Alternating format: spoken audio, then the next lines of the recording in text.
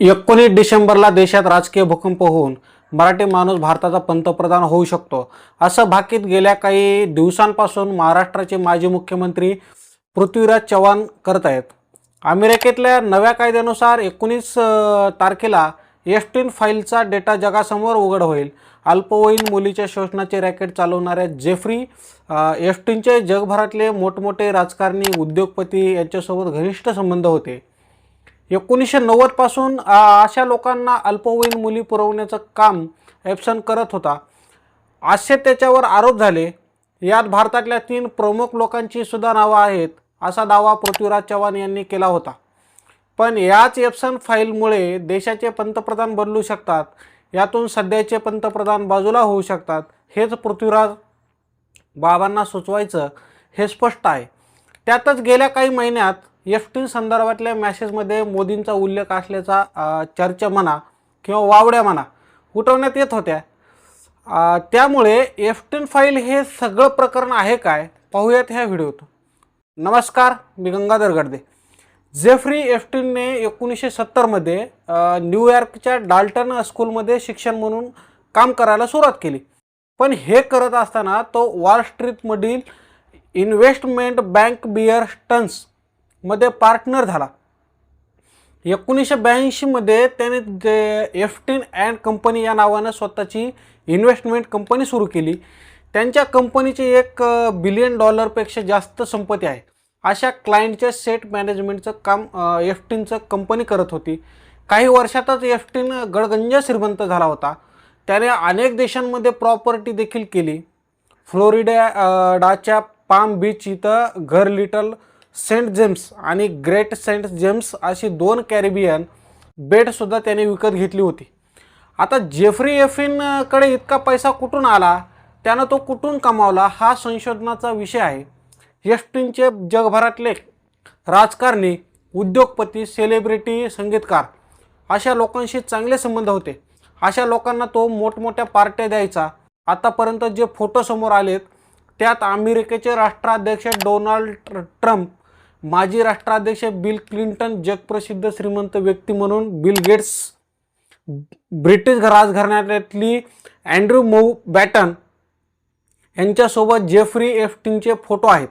पण जेफ्री एप्स्टीनच्या बड्या लोकांसोबत असलेल्या या संबंधाचा एक विकृत अंगल समोर आला तो 2005 मध्ये। 2005 मध्ये एका 14 वर्षीय मुलीच्या पालकांनी फ्लोरिडा पोलिसात एप्स्टीन विरोधात तक्रार दिली।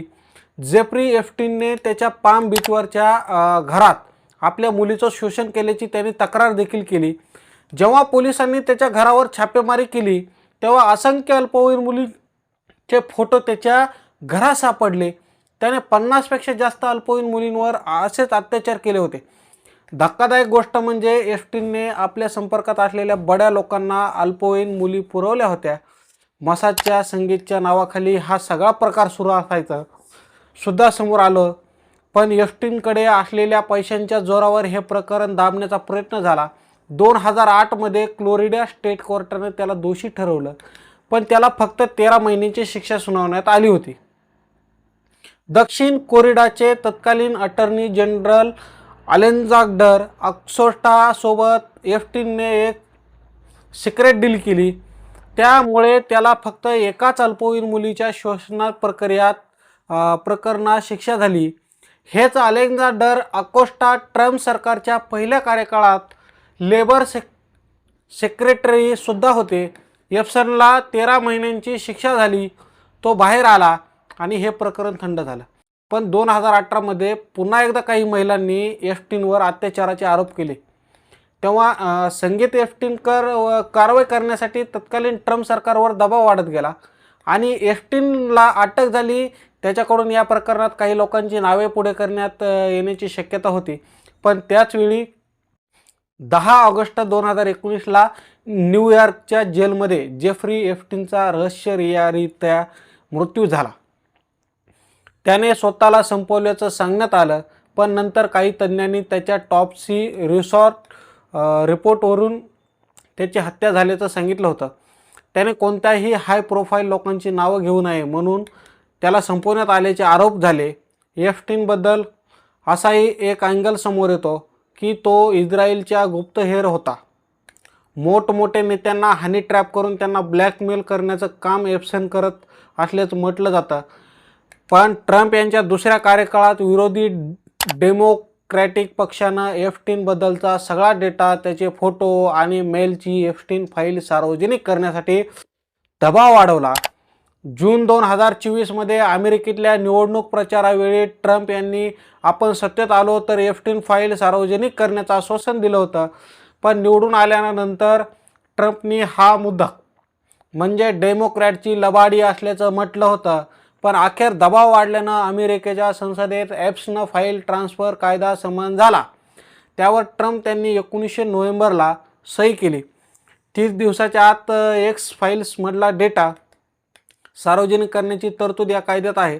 त्यानुसार 19 डिसेंबरला एप्स्टीन फाईलचा सगळा डेटा सार्वजनिक होणार आहे.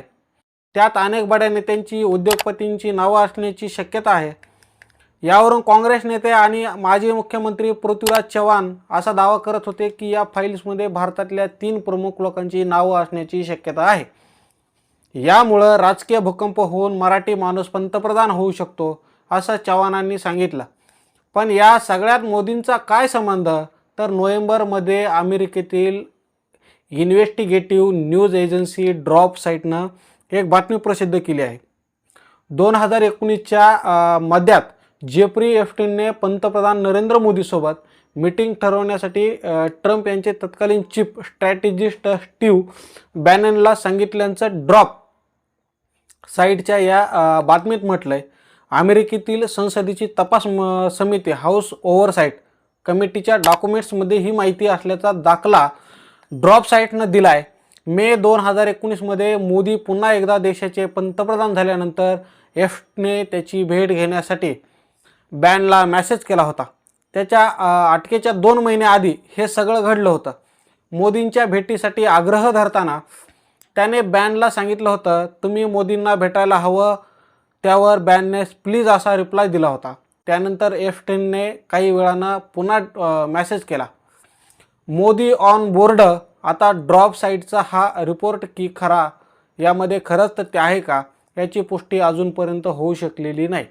पण यातून मोदींची भेट घेण्यासाठी जेफ्री एप्स्टीन संगीत आग्रही असल्याचं दिसत, पण ही भेट झाल्याचा किंवा ठरण्याचा कोणताही उल्लेख आढळत नाही आणि अजूनपर्यंत तर मोदींचा यामध्ये फोटो आलेला नाही.